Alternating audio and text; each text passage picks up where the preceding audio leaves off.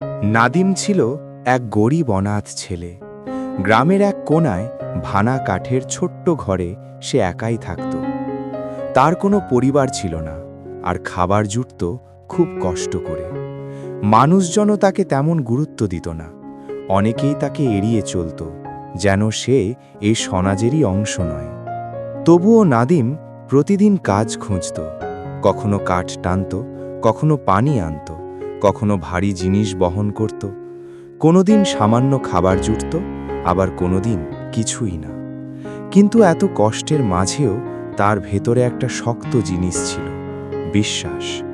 সে খুব সহজ ভাষায় আল্লাহকে ডাকত, নিজের কষ্টের কথা নীরবে জানাত। একদিন নাদিম সারাদিন কাজ করল এক কড়া স্বভাবের লোকের বাড়িতে। প্রচণ্ড রোদের নিচে কাঠ তুলল, পানি আনল, ভারী বস্তা টানল। দিন শেষে মজুরি হিসেবে পেল খাবারের ছোট্ট একটা ব্যাগ। নাদিমের কাছে ওই ব্যাগটাই ছিল সেদিনের সবচেয়ে বড় আশা। কিন্তু বাড়ি ফেরার পথে কয়েকজন বড় ছেলে তাকে থামালো। তারা হাসাহাসি করল, ধাক্কা দিল, আর তার খাবার মাটিতে ছুঁড়ে ফেলল। নাদিমের বুকটা কেঁপে উঠল, ক্ষুধায়ও অপমানেও। কাপা হাতে সে যতটা পারল খাবারগুলো কুড়িয়ে নিল, চোখে জমে থাকা কষ্ট চেপে রাখল। মন ভারী করে সে আবার হাঁটতে লাগল। বাড়ির পথে শান্ত নদীর ধারে সে দেখল এক বৃদ্ধ মানুষ পাথরের ওপর বসে আছে, ক্লান্ত, দুর্বল, মুখে স্পষ্ট ক্ষুধার ছাপ। বৃদ্ধ লোকটি করুণ কণ্ঠে নাদিমের কাছে একটু খাবার চাইলে নাদিম থমকে দাঁড়াল। তার হাতে তখন খুব কম খাবার ছিল, নিজেরই দরকার।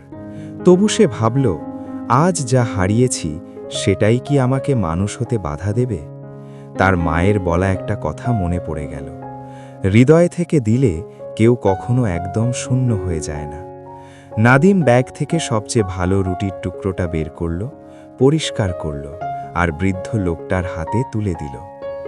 বৃদ্ধ মানুষটি দোয়া করল, আর সেই কথাগুলো নাদিমের বুকে যেন একটু আলো জ্বালিয়ে দিল। খাওয়া শেষে বৃদ্ধ মানুষটা উঠে দাঁড়াতে কষ্ট পাচ্ছিল। নাদিম তাকে হাত ধরে কিছুটা পথ এগিয়ে দিল। তারপর লোকটি থেমে শান্ত কণ্ঠে বলল, মানুষ না দেখলেও আল্লাহ সব দেখেন। কারো কষ্ট আর দোয়া কখনো বৃথা যায় না। বাড়ি ফিরে নাদিম অবাক হয়ে টের পেল তার খাবারের ব্যাগটা আগের চেয়ে ভারী। ব্যাগ খুলে সে থমকে গেল।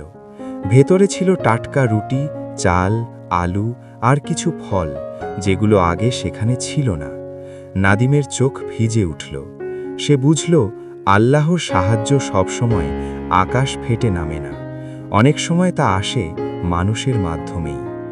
নাদিমের জীবন সেদিনই নিখুঁত হয়ে যায়নি, কিন্তু সে আর নিজেকে একা মনে করেনি, আর সে দয়া ছাড়েনি।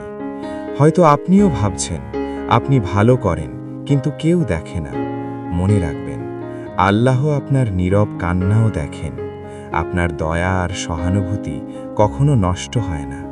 একদিন ঠিক সেখানেই দরজা খুলে যাবে যেখানে আজ আপনি শুধু দেওয়াল দেখছেন। এই গল্পটা যদি আপনার ভালো লেগে থাকে তাহলে অবশ্যই একটি লাইক দিন। এরকম অনুপ্রেরণামূলক ও শিক্ষণীয় গল্প নিয়মিত পেতে আমাদের চ্যানেলটি সাবস্ক্রাইব করুন। সাথে থাকা বেল আইকনে চাপ দিতে ভুলবেন না। ধন্যবাদ।